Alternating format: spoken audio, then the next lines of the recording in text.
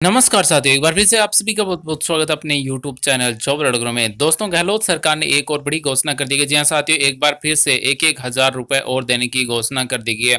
ये किन परिवारों को 1-1 हज़ार रुपए दिए जाएंगे, ये हम आपको इसी वीडियो में डिटेल में बताने वाले हैं।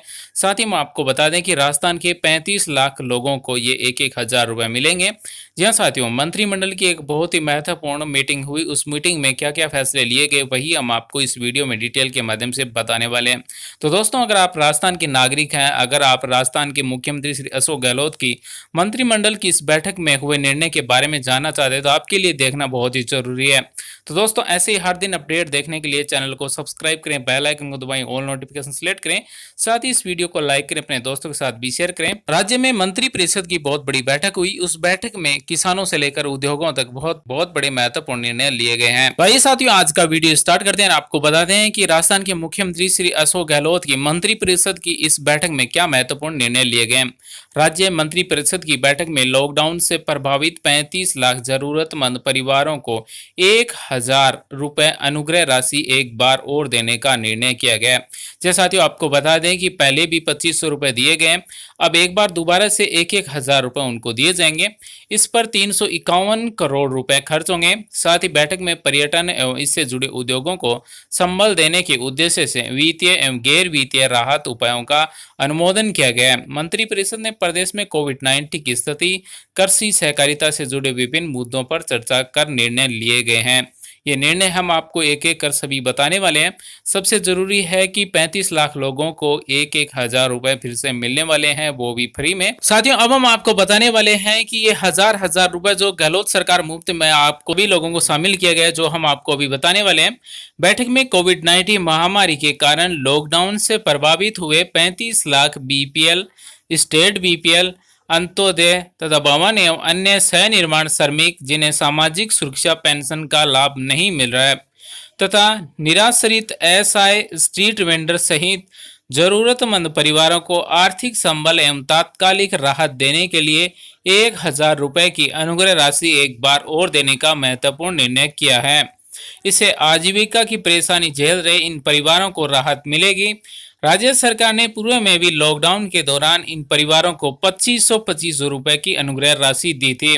आपको बता दें कि अगर आपको 2500 रुपए मिले हैं पहले, तो आपको 1,000 रुपए मिलने वाले हैं। तो दोस्तों, इस तरह से 3500 रुपए हो गए। ये 3500 रुपए 35 लाख लोगों को मिलेंगे जो इस बीपीएल है, स्टेट बीपीएल है, जिसका राशन कार्ड, अंत्योदय कार्ड है, या फिर जिसके पास श्रमिक कार्ड बना हुआ है, लेकिन उनको किसी भी प्रकार की सामाजिक सुरक्षा पेंशन का लाभ नहीं मिल रहा है, तभी मिलेगा। या फिर निराश्रित है, या फिर एसआई है, या फिर स्ट्रीट वेंडर है, और जरूरतमंद परिवारों को ये सहायता दी जाएगी। और बिल्कुल ये हजार रुपए दिए जाएंगे, और 2500 पहले दे दिए थे, तो टोटल रुपए है वो 3500 हो गए। तो प्रत्येक परिवार को 3500 रुपए दिए जा रहे हैं। आगे हम बात करें तो बैठक में इस बात पर चर्चा की गई कि कोविड-19 महामारी के कारण पर्यटन एवं होटल व्यवसाय व्यापक रूप से प्रभावित हुआ है। यह सेक्टर प्रदेश की अर्थव्यवस्था में महत्वपूर्ण भूमिका रखता है, तो साथ ही इस क्षेत्र से लाखों लोगों की आजीविका प्रत्यक्ष एवं अप्रत्यक्ष रूप से जुड़ी हुई है। अब हम आपको बताने वाले हैं पर्यटन एवं होटल व्यवसाय रूप में चालू रखने के लिए जो प्रभावित हुए हैं उनको क्या सहायता दी गई है। मंत्रिपरिषद ने राजस्थान निवेश प्रोत्साहन स्कीम 2019 के तहत पर्यटन, होटल एवं मल्टीप्लेक्स सेक्टर की इकाइयों को 1 वर्ष के लिए अतिरिक्त लाभ देने के प्रस्ताव को मंजूरी दी है। जहां साथियों, एक बार दोबारा से आपको बता दें कि पर्यटन, होटल, मल्टीप्लेक्स सेक्टर की इकाइयों को 1 वर्ष के लिए अतिरिक्त लाभ देने के प्रस्ताव को मंजूरी मिल गई है।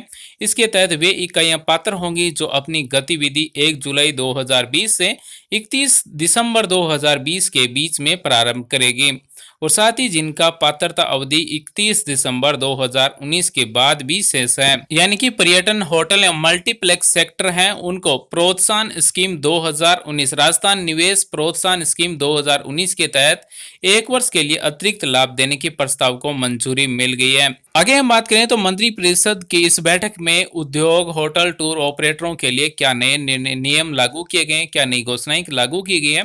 पैकेज के अंतर्गत पर्यटन उद्योग, होटल और टूर ऑपरेटरों द्वारा देय एवं जमा एसजीएसटी की प्रतिपूर्ति की अवधि को 3 माह से आगे बढ़ाकर अब 1 वर्ष यानी कि 1 अप्रैल 2020 से 31 मार्च 2021 तक बढ़ा दिया गया है। रिप्स में पर्यटन सेक्टर की अति प्राथमिकता क्षेत्र यानी कि थ्रस्ट सेक्टर के रूप में शामिल किया जाएगा। इस प्रावधान से इस सेक्टर को रिप्स 2019 में देय सामान्य लाभ के अलावा ब्याज अनुदान और पूंजीगत अनुदान का अतिरिक्त लाभ मिल सकेगा। अब हम आपको बताने वाले हैं कि मंत्रिपरिषद की बैठक में इस उद्योगों को क्या लाभ दिए गए। मंत्रिपरिषद ने उद्योगों को राहत देने के लिए रिको के माध्यम से करीब 220 करोड़ रुपए के राहत पैकेज का भी अनुमोदन किया है। इसके तहत 31 दिसंबर 2020 तक सेवा शुल्क एवं आर्थिक किराए की राशि एक मुश्त जमा कराने पर ब्याज में 100% की छूट आवंटित भूखंड पर गतिविधि प्रारंभ करने के लिए दी गई अवधि में हुई देरी के नियमितीकरण पर लगने वाले परिवार में छूट मिल सकेगा। यानी कि रिको के माध्यम से उद्योगों को राहत देने के लिए 31 दिसंबर 2020 तक सेवा शुल्क एवं आर्थिक किराए की राशि एक मुश्त अगर कोई जमा करवाता है तो उसके ब्याज में 100% की छूट मिलेगी, यानी कि उनको ब्याज का एक भी पैसा नहीं जमा कराना होगा। साथ ही दोस्तों हमें कमेंट कर बताएं कि क्या आपको 2500 रुपए मिले हैं तो आपको 1000 रुपए भी मिलेंगे। तो क्या आपको 2500 रुपए मिले हैं? इसी प्रकार आगे हम बात करें तो मंत्रिपरिषद की इस बैठक में इसी प्रकार जिन भूखंडों पर गतिविधि प्रारंभ करने की अवधि 1 मार्च 2020 से 30 सितंबर 2020 तक समाप्त हो रही है, उन्हें 1 वर्ष अतिरिक्त समय देने पर लगने वाले परिवार में छूट दी जाएगी। यानी कि ये भी रिको के माध्यम से उद्योगों को छूट दी जा रही है। 1 साल की सफलतम बोलीदाता को भूमि की कीमत की 25% राशि जमा करवाने के लिए ब्याज रहित एवं ब्याज सहित समयावधि बढ़ाने तथा भूमि की बकाया 75% प्रीमियम राशि 120 दिन में जमा करवाने के लिए 90 दिन की अतिरिक्त ब्याज सहित समयवर्ती इस प्रीमियम राशि को किस्तों में भुगतान की समय सारणी में अतिरिक्त समयवर्ती एवं ब्याज में छूट 31 दिसंबर 2020 तक के लिए दी जाएगी तथा लीज डीड निष्पादित कराने की 90 दिन की अवधि में बिना शास्ति के अतिरिक्त समयवर्ती वर्षा जल पुनर्भरण संरचना निर्माण नहीं किए जाने की स्थिति में एक मुश्त देयशास्ति की राशि में छूट आवंटित भूखंड का भौतिक कब्जा लिए जाने की अवधि में वर्दी भूखंड के उप विभाजन तथा हस्तांतरण पर लगने वाले शुल्क में छूट, रिको के द्वारा नीलामी के माध्यम से आवंटित किए जाने वाले भूखंडों की 75% बकाया राशि जमा करवाने के लिए वर्तमान में 3 या 7 किस्तों के स्थान पर 11 किस्तों की सुविधा प्रदान करते हुए ब्याज दर में 3% की कमी के प्रावधान शामिल है। इन प्रावधानों से करीब 29,000 परिवार लाभान्वित होंगे। यानी कि 75% बकाया राशि अगर कोई जमा करवाता है वर्तमान में तो उसे 3 या 7 किस्त के स्थान पर अब 11 किस्त की सुविधा प्रदान की गई है और वो भी ब्याज दर है 3% कम कर दी गई है और इससे 29,000 परिवारों को लाभ मिलने वाला है। साथियों अब हम आपको बताने वाले हैं कि मंत्रिपरिषद ने अब सार्वजनिक परिवहनों के लिए क्या निर्णय लिए गए। इस बैठक में मंत्रिपरिषद ने आर्थिक गतिविधियों को सुचारू रूप से संचालित करने के लिए सार्वजनिक परिवहन व्यवस्था सोशल डिस्टेंसिंग सहित अन्य सावधानियों के साथ पुनः संचालित करने का निर्णय लिया गया है। इसके तहत प्रदेश में सिटी बसों एवं ऑटो रिक्शा का संचालन शुरू हो सकेगा और आमजन को आवागमन में सुविधा होगी। बैठक में निर्णय किया कि विधायक स्थानीय क्षेत्र विकास निधि में प्रति वर्ष मिलने वाली 2.25 करोड़ रुपए की राशि में से विधायक आगामी 2 वर्ष तक चिकित्सा सुविधाओं के विकास पर प्रति वर्ष 1 करोड़ रुपए तथा शेष 1.25 करोड़ रुपए स्थानीय आवश्यकताओं के अनुरूप विकास कार्यों पर खर्च कर सकेंगे। पूर्व में विधायक कोष की संपूर्ण राशि 2 वर्ष तक चिकित्सा सुविधाओं के विकास पर खर्च करने का निर्णय किया गया था। मंत्रिपरिषद ने इसे संशोधन के प्रस्ताव का अनुमोदन किया गया है। यानी कि राज्य में फिर से संचालित कर दिया गया ऑटो रिक्शा सिटी बस है वो दोबारा से स्टार्ट कर दी गई है। साथ ही सार्वजनिक परिवहन जितने भी थे उन सबको सोशल डिस्टेंसिंग के माध्यम से और अन्य जो सावधानियां उनको बरतने के बाद में छूट दी गई है। साथ ही 2 करोड़ रुपए की राशि से विधायक आगामी 2 वर्ष तक चिकित्सा सुविधाओं के विकास में और सार्वजनिक जो सुविधाएं उनके लिए यूज करेंगे, उनके लिए कुछ निर्माण कार्य करेंगे। साथ ही बैठक में बताया गया कि कोविड-19 महामारी से मुकाबला करने के लिए राज्य सरकार ने विभिन्न उपायों के तहत जरूरतमंद लोगों को 5500 करोड़ रुपए से अधिक की सहायता प्रदान की है।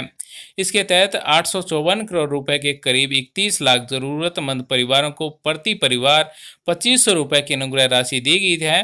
सामाजिक सुरक्षा पेंशन योजनाओं में करीब 4300 करोड़ रुपए का अग्रिम भुगतान कर 79 लाख लोगों को राहत देने जैसे कदम शामिल है। यानी कि 31 लाख लोगों को 2500 रुपए दिए गए थे और एक बार दोबारा से हजार हजार रुपए 35 लाख लोगों को मिलेंगे। यानी कि इस बार 4 लाख और लोगों को हजार हजार रुपए मिलेंगे। साथियों, अब हम आपको राज्य के कोरोना की स्थिति के बारे में बताते हैं। गहलोत सरकार का क्या कहना है। कोरोना संक्रमण की वर्तमान स्थिति पर विचार विमर्श करते हुए मंत्रिपरिषद ने इस बात पर संतोष व्यक्त किया कि राष्ट्रीय औसत 2.45% की तुलना में प्रदेश में इस बीमारी से मृत्यु दर 1.87% है। साथ ही रिकवरी दर भी बेहतर है। राज्य में लगातार जांच क्षमता बढ़ते हुए अब तक 12,44,000 नमूने किए जा चुके हैं। प्रदेश में केस दोगुने की दर पर 28 दिवस है, जबकि राष्ट्रीय औसत दर 20 दिन है। इसी तरह पॉजिटिविटी दर राष्ट्रीय दर पर 7.95 के मुकाबले केवल 2.36 है। राजस्थान प्रति 10 लाख की जनसंख्या पर 14,770 टेस्ट औसत के साथ बड़े राज्यों में सबसे आगे है।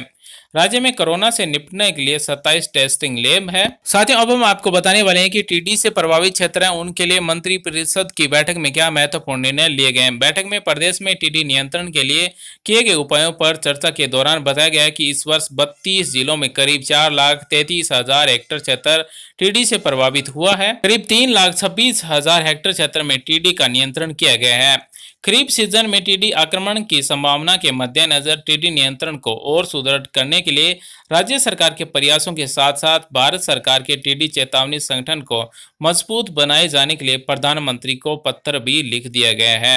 यानी कि 32 जिलों में करीब 4,33,000 हेक्टेयर क्षेत्र में टीडी से प्रभावित हुआ है और करीब 3,26,000 हेक्टेयर क्षेत्र में टीडी का नियंत्रण भी किया गया है। साथियों, अब हम आपको बताने वाले हैं प्रधानमंत्री फसल बीमा योजना के अंतर्गत गहलोत सरकार ने क्या नई घोषणाएं की है। प्रधानमंत्री फसल बीमा योजना पर चर्चा के दौरान बताया गया कि जनवरी 2019 के अब तक राज्य सरकार ने 2,884 करोड़ रुपए के राज्यांश का भुगतान किया गया है।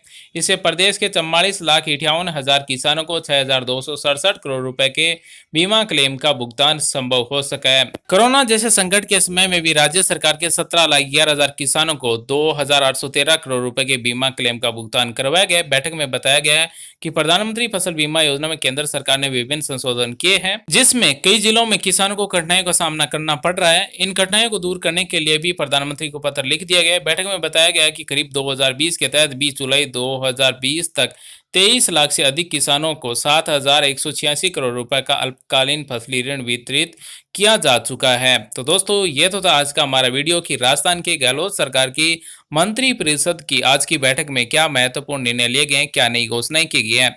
तो इसमें आपको जिनको 2500 रुपये मिले थे उनको हजार हजार रुपये और मिलने वाले हैं। उसमें 4 लाख अतिरिक्त लोगों को हजार हजार रुपये और मिलने वाले हैं। उम्मीद करते हैं दोस्तों हमारे द्वारा दी गई जानकारी आपको अच्छी लगेगी, आपके समझ में आएगी। फिर भी सवाल विचार तो आप में कमेंट करें, हमारी तरफ से रिप्लाई किया जाएगा। वीडियो देखने के लिए धन्यवाद साथियों। Thanks for watching. आपका दिन शुभ हो। जय हिंद साथियों।